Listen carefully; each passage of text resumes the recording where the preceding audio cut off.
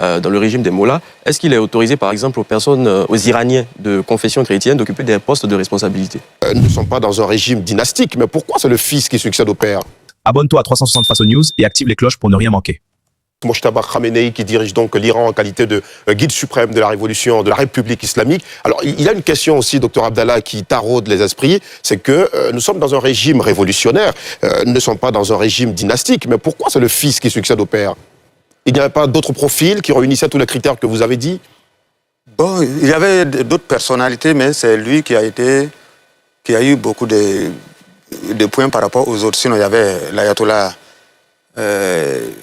Hassan Rouhani, il y avait le petit-fils de l'imam Khomeini qui s'appelle Hassan Khomeini. Il y avait d'autres personnalités. Mais les critères qui ont été posés, d'abord, il faut être un religieux, connaissant de la religion. Il faut aussi accepter l'idéologie de la révolution islamique et aussi il faut être accepté aussi par le plus grand nombre possible de ceux qui dirigent le régime, comme ceux post-Doron, comment on appelle, les gardiens de la révolution. Voilà. Donc, Mojtaba Khamenei a été choisi, pas parce que son papa était le guide, non. C'est parce que lui-même, il a les qualités que son papa détenait aussi. Quand on regarde tout le pouvoir que le guide suprême a dans la République islamique d'Iran, est-ce qu'on peut dire que c'est lui le vrai chef en Iran? Le président n'est qu'un président de façade, quoi. En tout cas, c'est le guide qui est le vrai chef.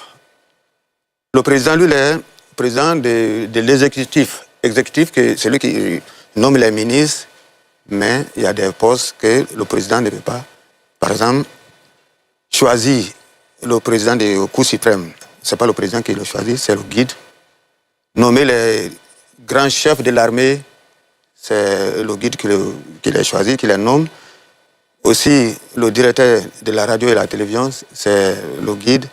Et déterminer la politique internationale, c'est lui qui décide. Très bien.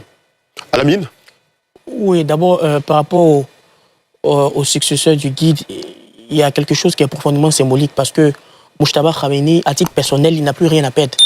Quand il a déjà perdu son père qui est son guide, il a déjà perdu sa mère, il a déjà perdu beaucoup de frères et sœurs.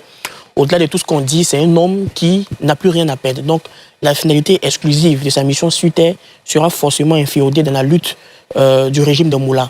Et comme notre invité l'a dit, c'est un conservateur de la même école qu'un Ali Larijani. Ce sont des personnalités dans cette équation-là qu'on ne peut pas ignorer. Ali Larijani, qui a été conseiller de l'ex-guide suprême d'Iran, qui est secrétaire national de la sécurité suprême de l'Iran, ils ont aussi des liens étroits. Donc, vous allez voir que dans ce même mouvement de conservateurs-là, la dynamique va continuer, quitte à perpétrer la défense, quitte aussi à se défendre par rapport au grand Satan, comme Dr Atu Kamina l'a dit. L'autre symbolique aussi qui, à mon sens, est très important à noter, c'est le privilège que Mojtaba Khamenei a aujourd'hui. Donc, comparativement à la bataille de Karbala, vous allez voir que c'est... Qu'est-ce que la bataille de Karbala? La bataille de Karbala, c'est quelque chose de très symbolique dans l'histoire des musulmans chiites, où le petit-fils du prophète de l'islam, paix à son âme, l'imam Hussein, a mené une lutte contre l'injustice et la tyrannie, contre le régime des Omeyyades. Donc vous allez voir dans cette même translation, et la symbolique aussi de la famille est très importante chez les musulmans chiites. Donc on parle de Ahlul Bayt, les gens de la maison de la famille. Donc vous allez voir qu'il a le privilège d'hériter à son père. Donc il y a un lien familial, son père qui est son guide. Et il continue aussi cette guerre par rapport à quelque chose qui doit lutter aussi contre l'injustice et la tyrannie. Donc comparativement à la bataille de Karbala, le grand Satan change. Le grand Satan n'est plus le régime omeyyade dans la conception chiite. Le grand Satan, c'est les États-Unis qu'ils considèrent comme des oppresseurs et des gens qui veulent perpétrer l'injustice dans le monde. Donc pour dire qu'il a tous les éléments d'un point de vue culturel, d'un point de vue religieux, d'un point de vue citoyen pour pouvoir faire la résistance. D'autant plus que le régime iranien garantit qu'ils ont les leviers nécessaires de pouvoir continuer cette guerre-là de très longtemps. Maintenant, l'enjeu qu'on se pose, parce que, à titre personnel, je suis sûr que ça va finir par une négociation. Le conflit ne saurait durer éternellement. Mais la vraie difficulté sera sur la nature du demandeur.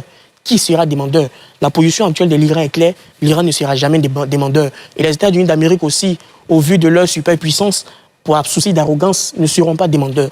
Donc certainement, ça va basculer sur des acteurs dans le Moyen-Orient un peu. Je pense que ça risque de venir de l'Oman, parce que vous allez voir, suite aux frappes israélo-américaines, lorsque Téhéran a riposté, ils n'ont pas touché l'Oman. Mais selon certaines sources, il y a des parties qui ont été touchées. Mais le régime a fait communiquer vite pour dire que eux, ils n'ont pas touché la République le sultanat d'Oman parce que c'est un ami de longue date. Parce qu'effectivement, par rapport au détroit d'Ormuz, il y a beaucoup de choses qu'ils partagent. Et c'est un acteur aussi qui est très stratégique dans la réconciliation. Donc, si la pression continue sur les États du Moyen-Orient, ils peuvent dire aux États-Unis d'Amérique qu'on commence à souffrir un niveau. Donc, la menace de rompre les accords commerciaux entre ces différents pays et les États-Unis peut faire en sorte que l'Oman puisse être un acteur stratégique pour pouvoir remettre les deux acteurs sur une table de discussion. Mais à ce niveau-là, clairement, on va constater que la majorité des réalités américaines n'ont pas porté leurs fruits parce que, un, s'il y a négociation de la sorte, le régime des mollahs demeure. Deux, les États-Unis ne pourront pas empêcher l'Iran de continuer dans son programme nucléaire. Et trois, la géoéconomie autour du pétrole va rester sensiblement 50-50. La seule chose que peut-être les États-Unis ont peut-être pu avoir de manière symbolique à leur niveau, c'est le fait d'avoir éliminé le guide Ali Khamenei. Mais si on connaît la psychologie de l'État islamique chiite, on se rend compte que ce n'est pas un élément de destruction, mais c'est un élément qui permet de motiver les troupes pour pouvoir mener aussi d'autres batailles. Très bien, merci beaucoup Alamine Fofana. Docteur Abdallah Dosso, c'est vrai que vous dites que le nouveau guide iranien, Mojtaba Khamenei, est conservateur. Quoi qu'il soit conservateur, vu l'ampleur de la guerre aujourd'hui, est-ce qu'il serait enclin à aller vers des négociations avec Israël et les États-Unis? Je pense pas. Je pense pas. En tout cas, puisque l'imam Khamenei, même lui-même, sa position était de ne pas négocier avec ceux-là. C'est le gouvernement réformateur de Massoud Pezeshkian qui a accepté de négocier, mais Khamenei a toujours dit que ces négociations n'ont pas de sens, n'ont pas de revenu. Donc, si on considère que Mojtaba aussi est sur la même alignement, je ne pense pas s'il pourra accepter un jour qu'on négocie. Très bien. Shadrach?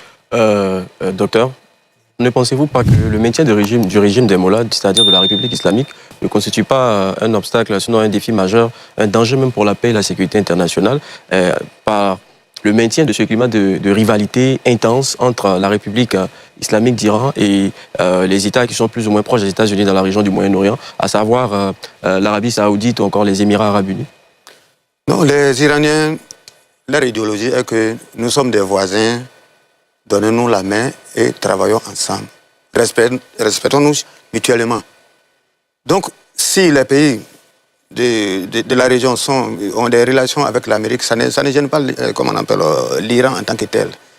C'est le fait que, à travers, et que, par exemple, l'Amérique peut envoyer des actions pour nuire à la République islamique, c'est ça qui les fait mal.